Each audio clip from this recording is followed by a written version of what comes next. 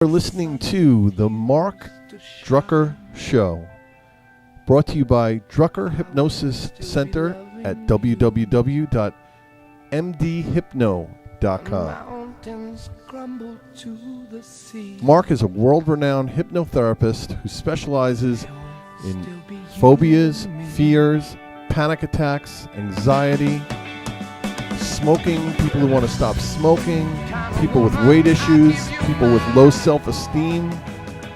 Mark can really help you with a lot of issues that get in the way of your everyday life. So what I'd like to do now is I'd like to introduce Mark.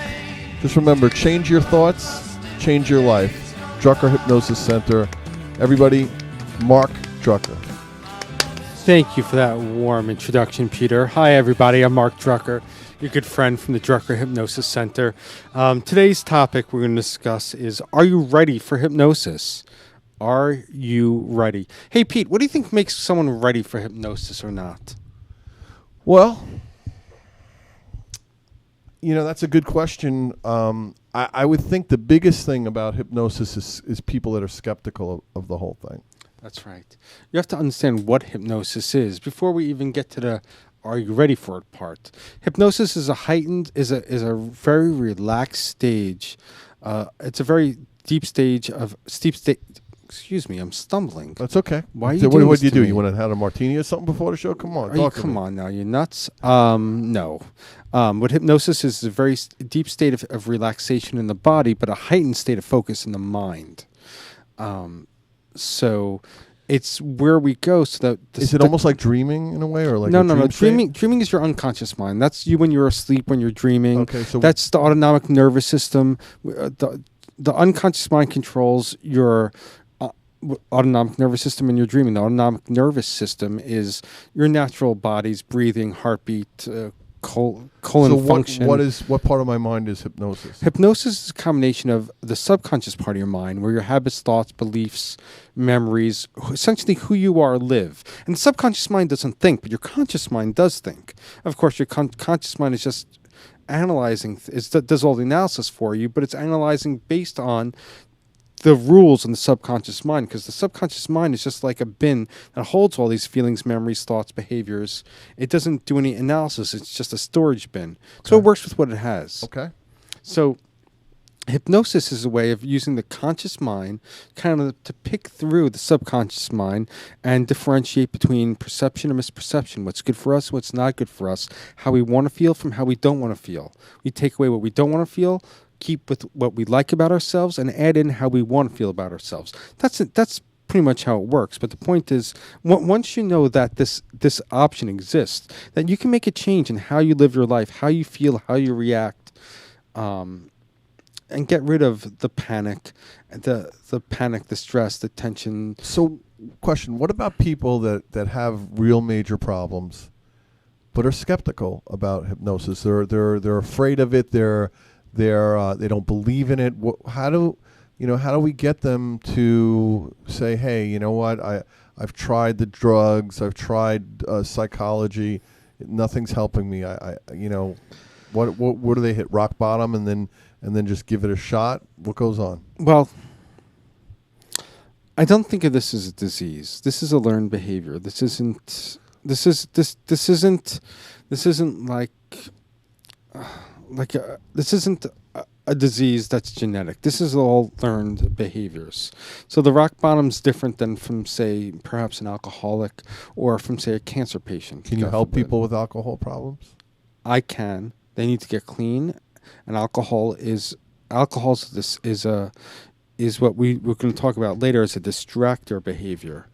What if I came to you and said, and I'm just asking this because I don't know, okay. I'm a layman and I don't mean to go so far off subject, but what if I came to you and I knew I had an addiction to a drug, or maybe not even an addiction, but I liked a certain drug and I kept using it, but I don't want to do it anymore. I wanted to get off it, and I've gone to 12-step programs. I've gone to this. I've gone to that. Nothing helps me. Can hypnosis help me?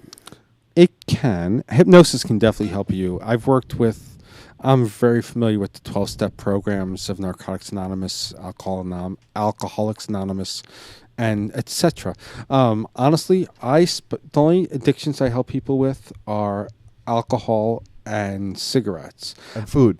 And of course, food and other distracted behaviors. But the harder drugs, heroin, oxys, all that opiates, I refer that to other people who specialize in addictions itself. Okay. I specialize in the emotional stuff like anxiety, fears, phobia, self-esteem, panic attacks, post-traumatic stress.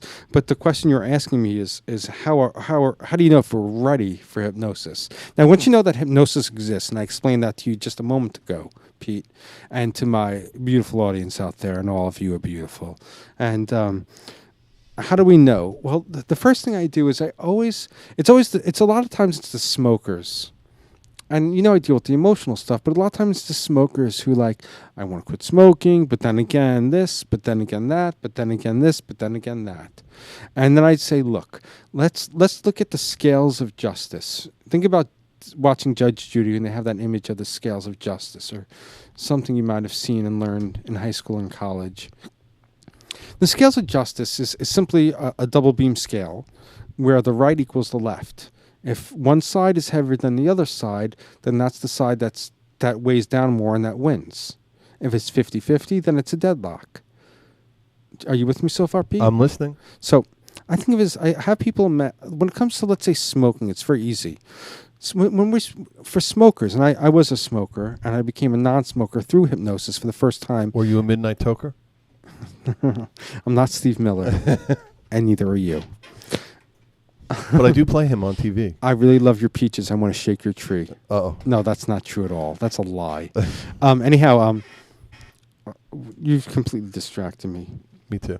The scales of justice. When it comes to the smokers, I say to them, and having been a smoker, I say to them, do you want to, on one side of the scale is your desire to continue smoking cigarettes, which is fun and which gives you comfort and joy, and it's a frenemy, a friend and an enemy all at the same time. So on one side of the scale is your desire to continue to smoke cigarettes. On the other side of your scale is desire to become a non-smoker. And they equal 100%. But if you were to break them down, one side equals a certain percent, the other side equals another percent, and that one side A plus side B equals 100%. So I'd say what percentage wants to be a non-smoker and what percentage wants to continue to be a smoker. So let's pretend you're a smoker, Pete. Okay. Okay. That's the worst smoking imitation I've ever seen. Thank you. Have you ever smoked a cigarette? Maybe once in my life when I was like 12. I could tell, and I'm glad for you. Smoking is the worst thing you can do. Anyone listening out there, please don't even bother trying a cigarette. It's so addictive. Just your life's better off never experimenting with that stuff. But for my listeners out there who have smoked or tried it, the idea is that you're ready to come to me when the scale is heavier in your decision to be a non-smoker than it is to be a smoker. It was from my decision back in 1997 when I was a young pup of 23 years old working in the city in big business sales during the dot-com era, the big boom in New York City, and I was wearing what looked like my dad's suit, and I was a smoker. I didn't quit for the right... Well, there's no wrong reason to quit. I quit. I'm thrilled about it. I quit because I wanted to be taken seriously as a businessman, looking like I was 14 years old in my dad's business suit. But I quit smoking. I went to a hypnotherapist, and that's how I got involved in it. But you know why? Because my desire to quit smoking was stronger than my desire to continue being a smoker.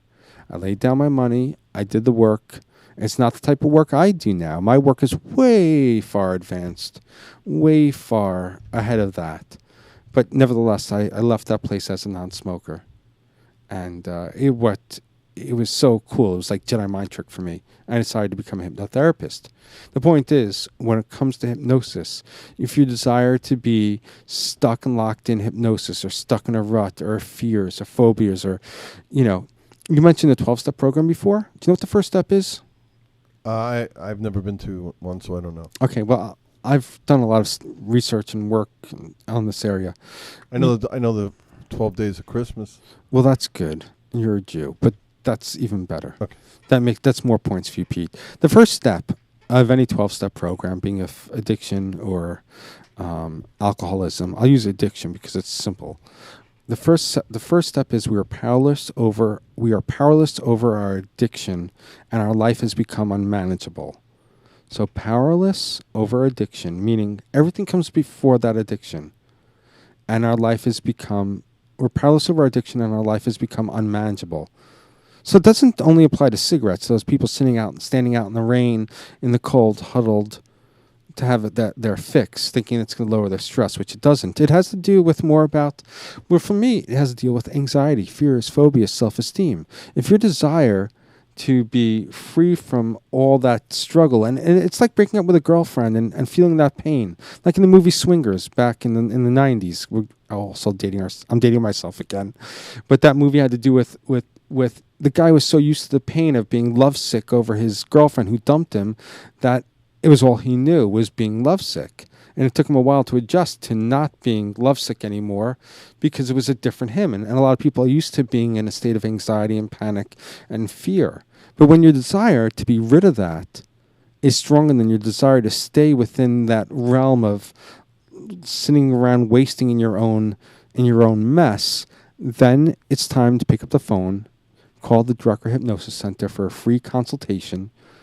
I offer a free consultation. My number is 347-470-8262, 347-470-8262.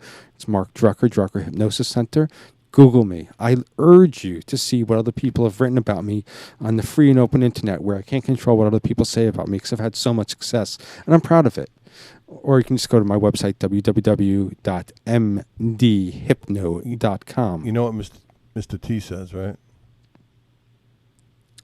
I know lots of things that Mr. T says. Mr. T says, I pity the fool that don't go to mdhypno.com. Crickets. That was good. I did a pretty good impression of Mr. T. I pity the fool who don't come to mdhypno.com. Forget it. Okay, we both. We're not stink. jive. We're white Jews from Brooklyn. What do we know? Yeah, we really want to let the international world know that we're proud white Jews. We're proud Jews. White doesn't matter.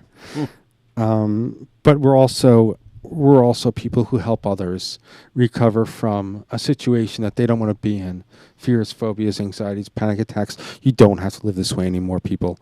If your desire to be changed, to be free, to live the life you want to live, to change your thoughts and change your life, supersede your desire to remain in this terrible funk.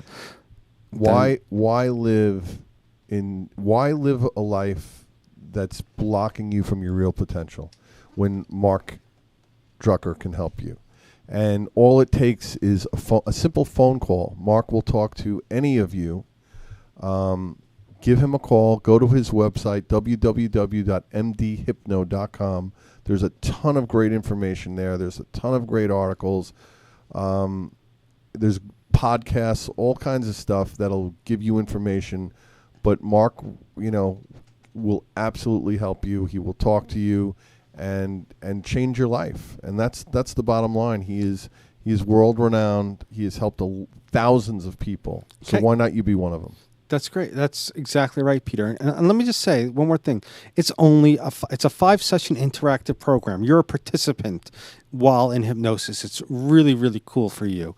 The insight you gain while being in hypnosis and going through the experience, not a passive sitting by and listening, but being a part of it, makes the complete change. That's why it only takes 5 sessions. So it's so much different than a psychologist who would be hundreds, thousands of sessions for years and years, and they get into all kinds of crazy stuff, and the expense of that is, if you compare apples to apples, you would have to be, it's real silly not to give this a try, because it's going to help you. It will help you. But again, you gotta want to change. You gotta be willing to do the work, and I don't give it for free. I'm not talking about money. I'm talking about the work we do together. You got to do the work. You'll be with me. You're not under my control. We work together as a team. But working together, you will, if you have the desire to change, you can change. You will change. Your life will get better. You'll be in control and feel a life of safety, of peace, of freedom. Mark, how do you want to sum up the show? Because we're towards the end of the show.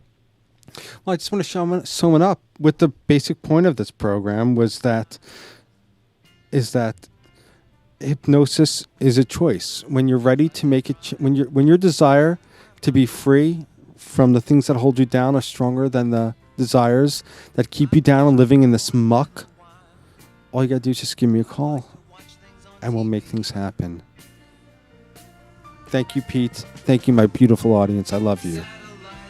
See you on the next podcast, everybody. Thanks for listening.